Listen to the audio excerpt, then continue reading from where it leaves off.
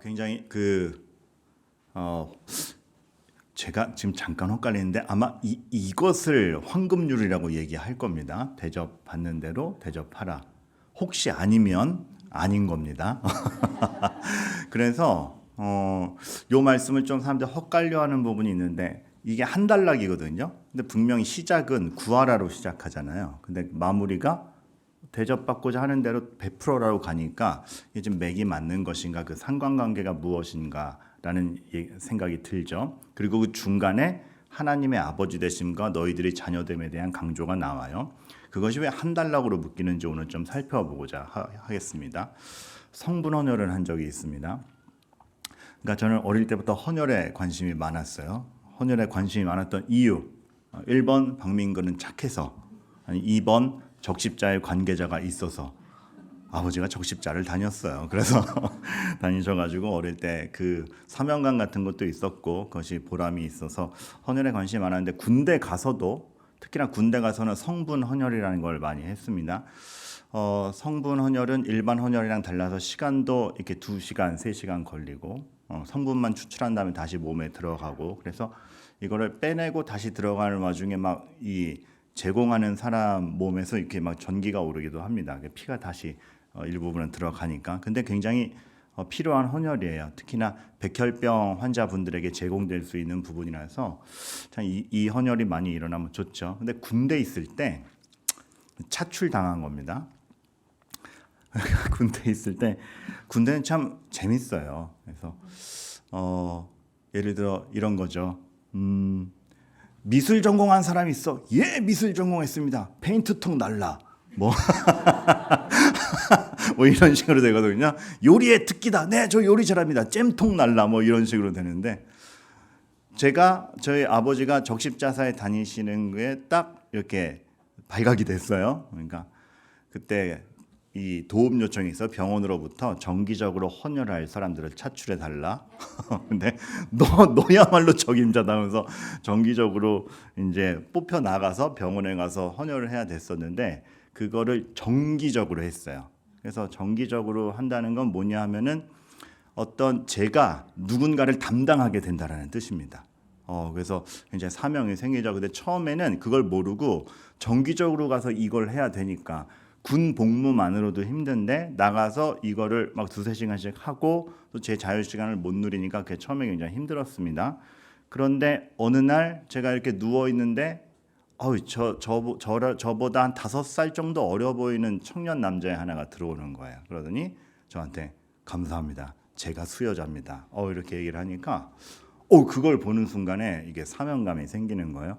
그때부터였던 것 같습니다. 그 2-3시간 차출돼서 성분 헌혈을 정기적으로 하는 게 노동으로 느껴지지 않았고, 감사한 것은 제가 제대를 하기 전에는 그 친구의 얼굴이 좀 더 활기가 도는 걸 보고 나왔어요. 그래서 그게 잊혀지지 않나요? 그런데 제가 왜 이 말씀을 드리냐 하면, 그 친구의 얼굴을 보고 인사를 나누고 그 아이와 이렇게 교제가 되고 그 아이에게 내가 이거를 수여하게 된다라는 걸 알면서부터 그 일이 노동이 되지 않았다라는 거, 이게 중요하죠. 우리가 모든 것이 그렇습니다.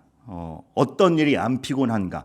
안 피곤한 일이라는 건 없습니다. 근데 누구와 함께하며 누구를 위해 하며 어떤 의미를 하는 줄 알고 하는 일이 피로에도 보람이 있어서 노동으로 남게 되지 않은 거죠.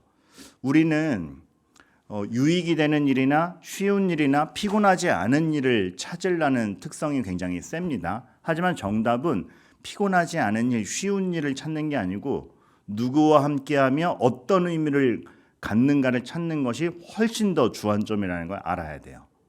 여기에서 하나님은 우리 삶에서 정말 끝내주는 선물을 하셨는데, 그게 어떤 선물이냐면 우리에게 본인 자신을 드러내셨다라는 게 바로 그겁니다. 제가 수혜자로서 수여자를 알기만 해도 그 일이 기쁨이 되는데, 뒤집어서 나에게 삶을 제공하시고 내 삶에 의미를 주시는 게 누군가, 그 하나님을 알고 하나님이랑 관계하며 하나님이 수여하시는 인생의 의미를 따라 산다는 걸 알 때 우리 삶은 노동이 되지 않고 기쁨으로 가는 것이죠. 그러니까 가만 보면 성경에서도 하나님께서 모든 사람들을 부를 때 자기소개를 하신다라는 겁니다. 아브라함에게 본토지쪽 아비집 떠나. 너 통해서 일할 건데 너 말 잘 들어. 이렇게 하지 않으셨죠. 위기의 순간에서 주옥같이 하나님이 먼저 드러내시는 것은 내가 너의 방패요 상급이다. 본인과 아브라함이 어떤 관계고 지금 네 삶이 어느 방향으로 가는지를 아주 빛처럼 드러내 주셨습니다. 모세에게 드러날 때도 너 이래야 되니까 출동이 아니라 나는 스스로 있는 자인데 그 스스로 있는 자 내가 누구냐? 나는 네 조상의 하나님이다. 그래서 너희의 어떤 절규를 알고 있었고 너희의 조상을 선택한 게 나이며 너희들을 한 번도 잊은 적이 없다를 얘기하시죠. 그리고 이스라엘을 불러 나온 다음에도 제가 정말 개척 초기부터 강조했던 바 10계명이 노동의 계명이 아니라 즐거움일 수 있는 것은 하나님이 10계명을 자기소개로 시작하신다라는 거. 나는 너를 애굽 땅 종되었던 거기서 인도하여내 네 편 네 하나님이다. 그래서 이 말씀을 준다니까 10계명을 지킨다라는 건 어떤 노동이거나 어떤 의무, 책무 이상으로 굉장히 달콤한 굉장히 의미 있는 일들이 되어가는 걸 우리가 보게 되는 것이죠. 다윗에게도 그의 미래를 약속하고 왕으로서의 사명을 주고 여러 가지를 부여할 때 이 말씀을 하시잖아요. 나는 그에게 아버지가 되고 너는 아들이 되고 이러한 관계성을 너무나 잘 표시하십니다. 뒤집어 얘기하면 하나님이 그래서 화나시는 순간이 언제게요? 본인과의 관계를 모를 때 화나시는 거예요. 단순히 말 안 들었다 해서 화를 내는 게 아니고 너 미션 줬는데 왜 수행하지 못했어? 여기서 화내지 않습니다. 하나님의 화나는 포인트는 늘 이거죠. 그래서 이사야서를 읽어보면 첫 판부터 얘기하시는 게 나랑 너의 관계가 뭐냐. 내가 자식을 양육하는 심정으로 이스라엘을 양육했고 실제로는 아버지로서 너희한테 있지 않았느냐. 근데 야 소도 임자를 알고 아니 가축들도 자기 구유의 주인이 누군지 아는데 하물며 아버지로서 다가간 나를 몰라보냐. 이것이 분노의 지점인 것을 우리가 봐야 됩니다. 일을 못했다 왜 이따위야 능률이 이 수준밖에 안 돼가 아니라 아버지임을 몰라봐 이거죠. 그래서 성경은 시종일관 하나님과의 관계가 무엇이고 거기서 오는 의미가 무엇인지를 알려주세요. 그래서 그거를 알 때에 모든 우리에게 부여되는 어떤 신앙의 의무는 의무가 아니라 의미가 되고 기쁨이 된다라는 거 우리가 먼저 알아야 되는 겁니다. 제가 그 얘기 해드렸나요? 제가 수원에서 신학교를 다닐 때 마포에 사는 제 와이프랑 논문을 쓰면서 연애를 했습니다. 그래서 한 번 보러 가려면 그 몇십 킬로를 달려가야 되는 수원을 빠져나와 수서간 고속도로를 타고 용인 서울간 고속도로가 없을 때예요. 타고 강변북로를 지나 막히는 용산을 뚫고 마포가 나와서 비집구 들어가 이제 와이프가 짠 있는 거죠. 한 번도 그 길이 안 행복했던 적이 없습니다. 근데 저희 교수님이 마포에 아시는 분 출판사에 심부름을 보낸 적이 있어요. 제 와이프 집 앞입니다. 그거 가는 거 왜 그렇게 짜증이 나요? 똑같은 길인데. 운전이 노동이 아니라 관계에서 나오는 의미가 다른 것이죠. 하나님은 그것을 우리에게 선물로 주셨어. 나와 너의 관계가 무엇이냐라는 것, 그러한 것들. 그렇기 때문에 하나님의 관계와 그 의미를 모르는 소모되는 헌신이나 강요는 없어야 되는 게 사실 교회입니다. 제가 교회의 헌신을 강조하는데 목사님 저 못하겠어요라고 할 때 오케이라고 하는 순간이 하나 있습니다. 소모되면 하지 마세요. 그것이 기쁨이 되고 성장이 되고 여러분에게 의미가 되어야 하는 거지 해서 지치기만 한다, 소모가 된다, 그거 아닙니다. 쉬십시오. 그때 허용을 합니다. 하나님과의 관계, 의미를 모르는 채 소모되는 거는 하나님도 기뻐하시지 않고 그러한 헌신과 강요는 없어야 됩니다. 왜 이 지점이 중요하냐면 우리나라 교회의 역사가 사실상 본격적인 건 100년 남짓입니다. 1세대에게 굉장히 좋은 신앙유산을 물려받았어요. 근데 한 2.5로 넘어오면서 헌신은 물려받았는데 의미를 다 설명받지 못한 부분들이 생겨나기 시작했어요. 어쩌면 요즘 시대의 젊은이들이 교회를 떠나는 굉장히 중요한 이유 중에 하나가 관계와 의미가 다 정립되지 않았는데 해오던 대로 해라고 하니까 노동이 되니까 떠나는지도 모르겠습니다. 거기에 대해서 우리가 그들의 정서에 맞게 잘 설명해 줘야 될 의무가 또한 있는 건데 그게 안 되다 보니 어떤 젊은이들이 떠난다라는 얘기가 있는 것은 아니지. 혹 꼭 젊은이가 아니라도 그 관계와 의미를 다 이해하지 못한 그 누군가에게 대하여 하나님이 당신의 하나님임을 충분히 알려주지 못한 것이 상처가 될 수도 있겠다라는 생각이 듭니다. 근데 하나님은 너무나 감사하게도 성경 전체를 향하여서 하나님이 누구신지를 먼저 생각하게 하시고 하나님과의 관계성이 무엇인지를 먼저 딱 알려주시는 것이죠.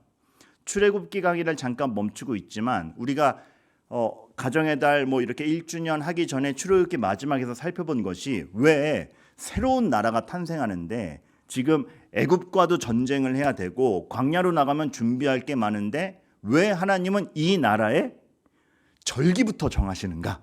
왜 그랬죠? 아니 전투태세를 갖추고 생필품을 모으는 게 우선이어야지 왜 절기를 정하고 앉았나?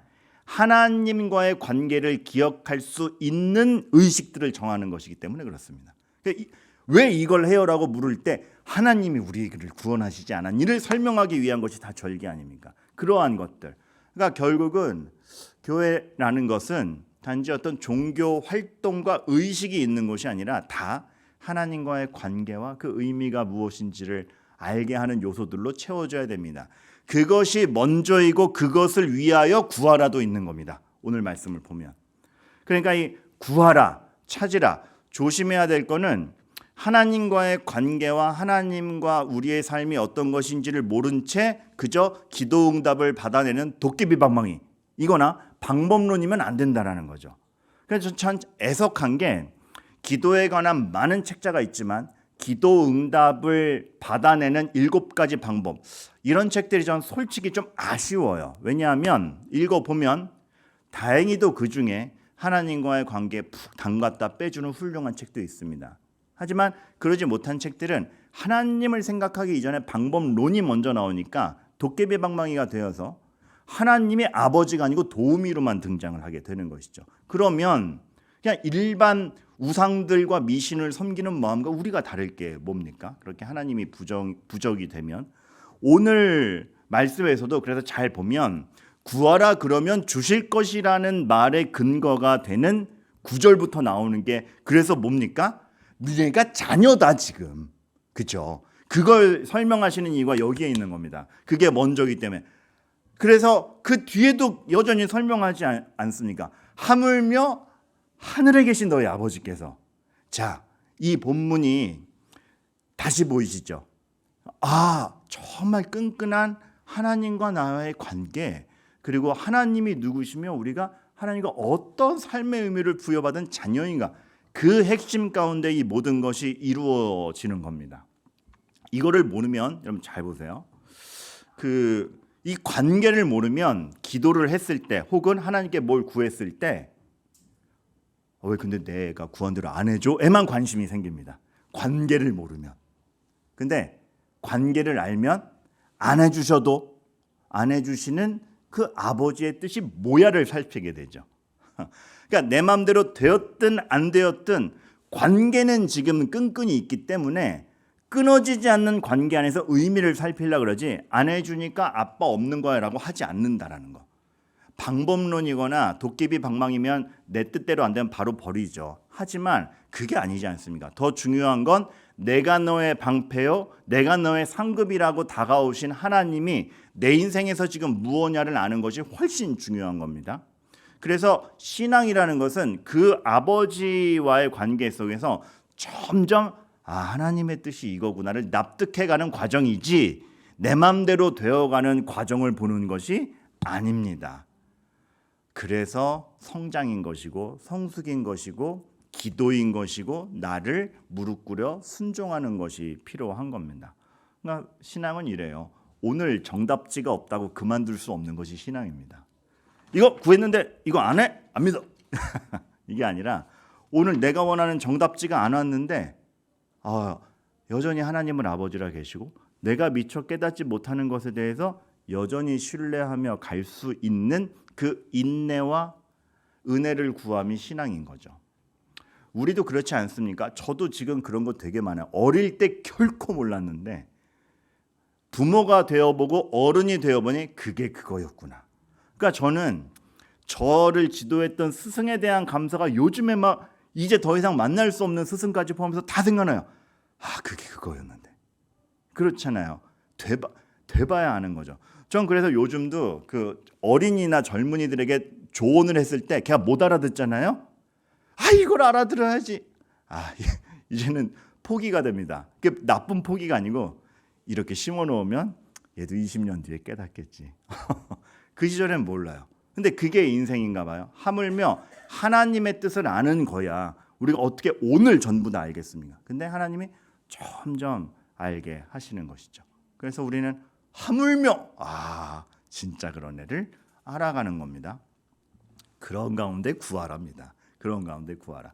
그러니까 이제 다시 한번 생각하게 되지만 우리가 이 말씀을 볼 때 본능적으로 이걸 먼저 보잖아요. 받을 것이요, 찾을 것이요, 열릴 것이다를 먼저 보는데 이 중심이 그 관계와 하나님께서 부여하시는 인생에 있다는 걸 알면 이거를 먼저 보게 돼요. 내가 구하는 이구나. 내가 찾는 이구나. 내가 두드리는 이구나.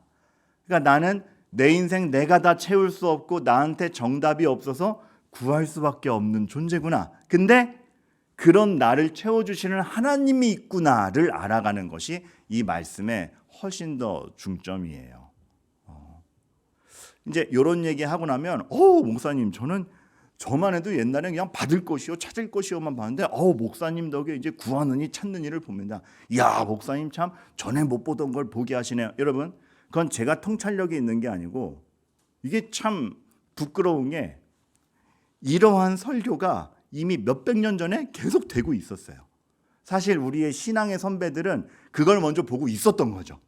근데 어느새 우리가 물질 만능주의요 이렇게 이 삶을 하나님 없이 채우는 거에 버릇이 되다 보니까 우리도 모르게 관점이 바뀌었던 거지 이미 성경을 보던 우리의 신앙의 선배들은 이걸 보고 있었어요. 그래서 옛날 설교들을 읽으면 우리는 두드릴 수밖에 없는 이다. 왜요? 내가 다 채울 수 없으니까. 나에게 다 정답이 없으니까. 그래서 하나님께로 가자. 그러니까 받아내는 거 정말 채워줘요. 이거에 중점이 있는 게 아니라 물론 채워주시는 하나님입니다. 그걸 불확신해서가 아니라 주안점이 거기 있는 거죠. 그러니까 사실 죄 없던 시절에도 선악과가 있다라는 건 그런 점에서 축복이었죠. 왜요? 내가 내 인생 다 채우는 게 아닌 겁니다. 주어진 환경과 조건으로 넉넉히 먹을 수 있다고 다 채우는 게 아닌 겁니다. 하나님을 떠나면 안 된다라는 거. 내가 다 결정할 수 있는 게 아니라 내가 스스로 다 채울 수 없기 때문에 의지해야 되고 물어봐야 되고 최종 결제자는 하나님임을 늘 생각할 수 있게 해주는 이 선악과는 너무나도 축복의 상징이었던 거죠. 우리가 곁길로 가지 아니하고 내 인생의 책임은 하나님이 져주시는구나에 대한 그 은혜까지 가는 데 있어서 굉장히 좋은 성경과 같은 매개체였던 겁니다. 그런데 자기 스스로 다 채우려는 노력들이 인간에겐 늘 일어나죠. 그게 뭡니까? 선악과를 따먹으며 바벨탑입니다. 그리고 내가 다 지켜낼 수 있어. 내 인생 내가 책임질 수 있어. 그래서 내가 들고 있는 걸 뺏길 수 없어라는 결론으로 가는 게 다 바리새인이요 부자 청년 아닙니까? 그러니까 하나님을 모르고 은혜가 필요함을 모르고 그래서 구원자를 못 보는 이 모든 것들이 참 같은 맥락에 있음을 우리가 다시 한번 보게 되는 것이죠.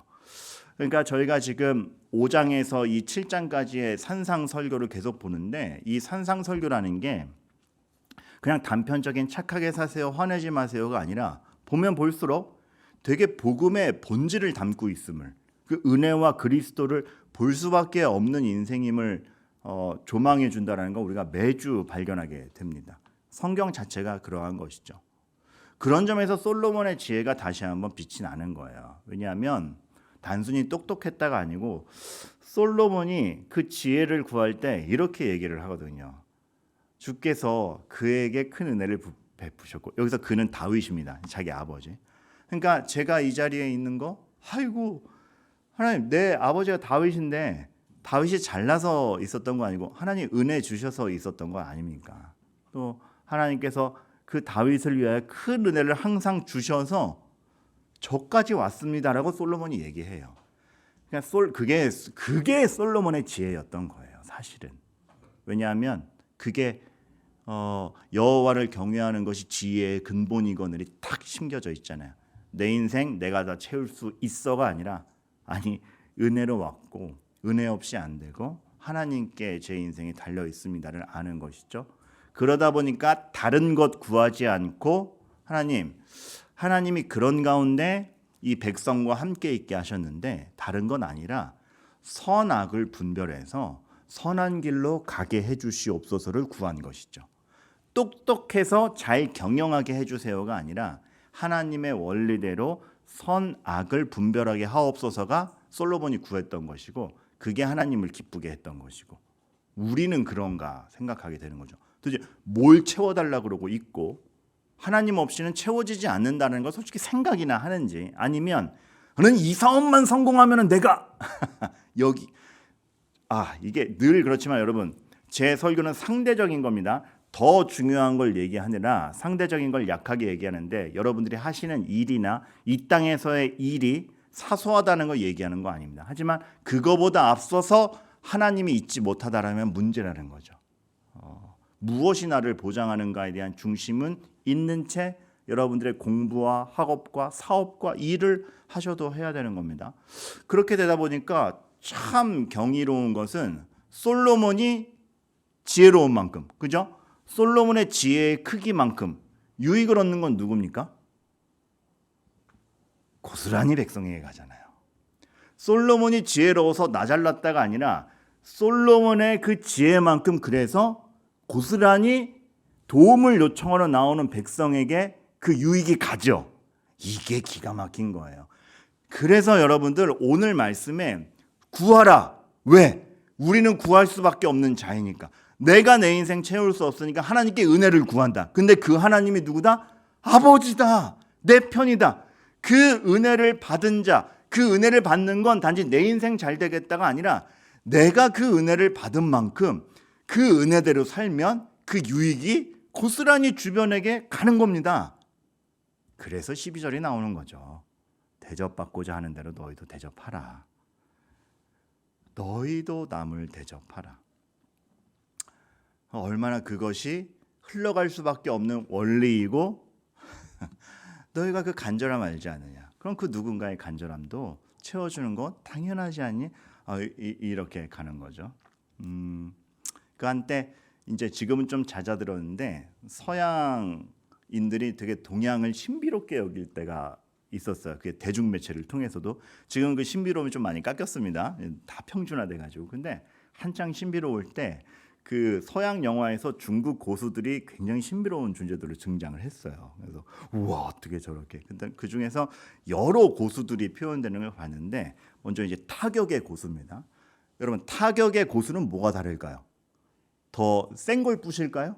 그게 아니고 보통 이렇게 때리려면은 세게 때리려면은 쭉 뺐다가 빡 때리죠. 그러니까 이만큼의 준비 간격이 있어야 됩니다. 속도와 거리가 있어야지 타격이 가고 근육이 있어야 되는데 진정한 고수는 간격이 없어요.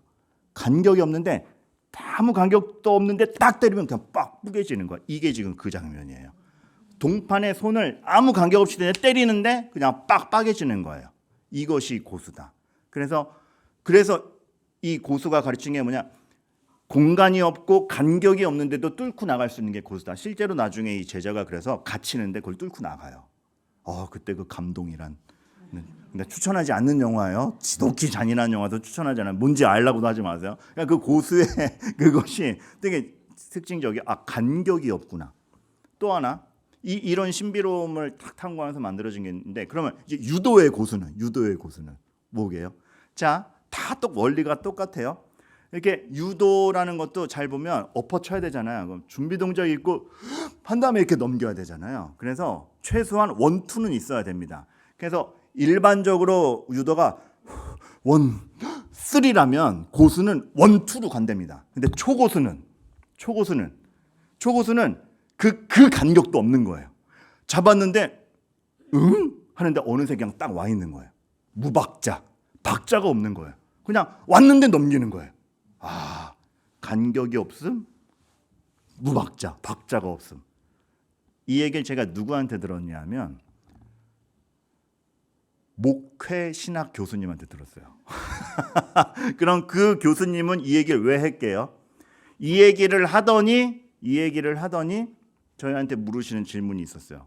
그럼 인격의 고수는 뭐니? 우리가 막 전율을 했죠. 이런 질문이 나오다니. 상대방이 너에게 간격을 재개하지 말아라. 네 앞에 섰을 때 바로 위로를 얻게 해라. 해줄까? 아닐까? 얘 내 마음을 이해해 줄까? 간격을 재개하지 말아라. 보자마자 신뢰하게 만들고 네 존재가 정말 은혜를 아는 사람으로서 그 사람 앞에 섰을 때 눈물 흘리게 만들어라. 여러분은 고수, 중수, 하수 중에 하수는 뭘까? 너 그럼 네가 이거 해주면 나도 해줄게. 간격이 이만큼이죠. 간격과 조건이. 근데 생각해 보면 하나님 앞에서 우리가 은혜 받았다라는 게 간격과 조건이 점점 없어져요. 그리고 그 조건을 그리스도가 대신 해결해 버리니 우리는 하나님 앞에 예수 그리스도를 믿음으로 모든 간격이 좁혀져 있고 아버지라 부를 수 있고 요구할 수 있는 거예요. 그게 구하랍니다. 요구해야 주는 거야. 지금 그런 의미 아니에요. 그런 의미가 아니라 간격 없이 네 앞에 있다. 네가 구할 때 구할 수 있는 아비로서 내가 네 앞에 있다.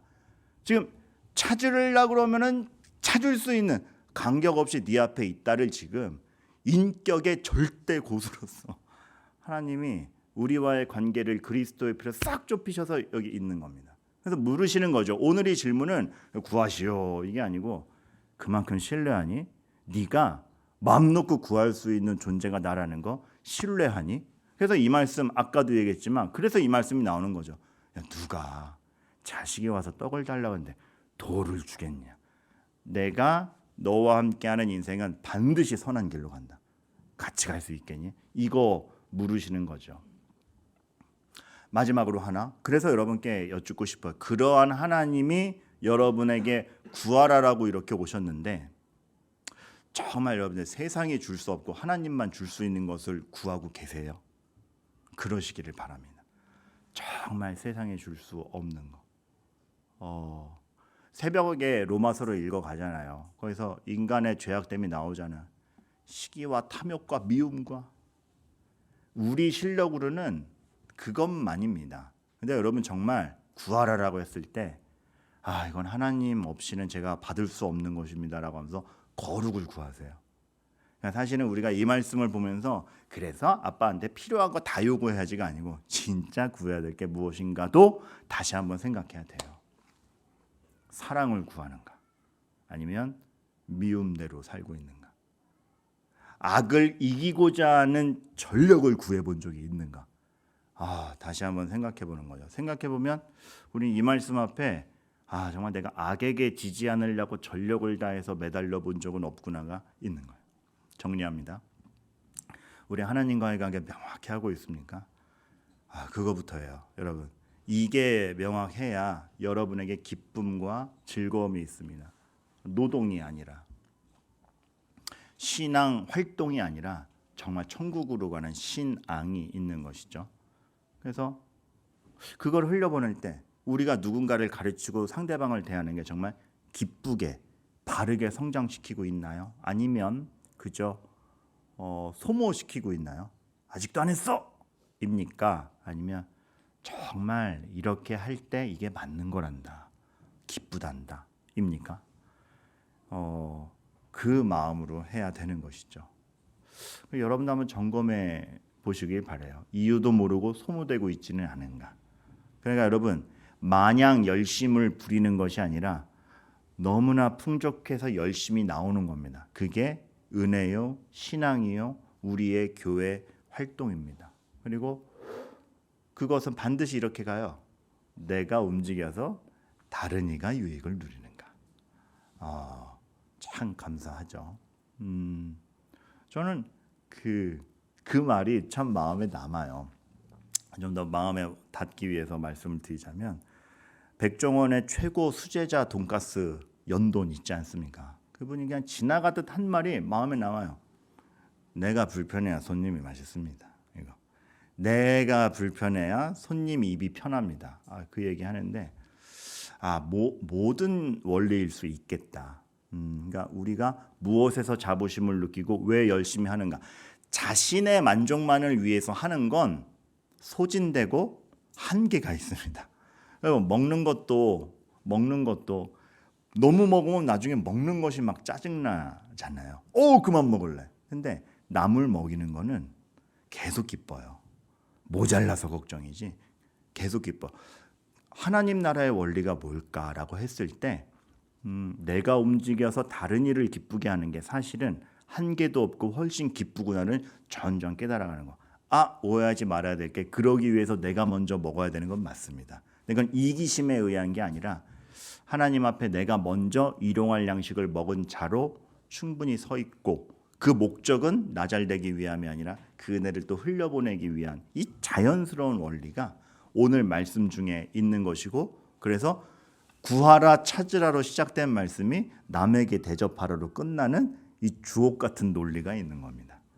교회를 통하여 그러한 것들이 있기를. 그래서 교회에서는 정말 누가 거쳐가도 그 사람이 살아나기를 저는 정말 간절히 바라는 것입니다. 근데 다시 한번 얘기했지만 그거의 중심에는 하나님과의 관계가 있습니다. 너무 감사한 건 그 간격을 그리스도께서 다 좁혀놓으셨어요. 그러니까 여러분에게 믿음이 중요한 겁니다. 그 믿음의 충만함을 누리시는 저와 여러분 되기를 바랍니다.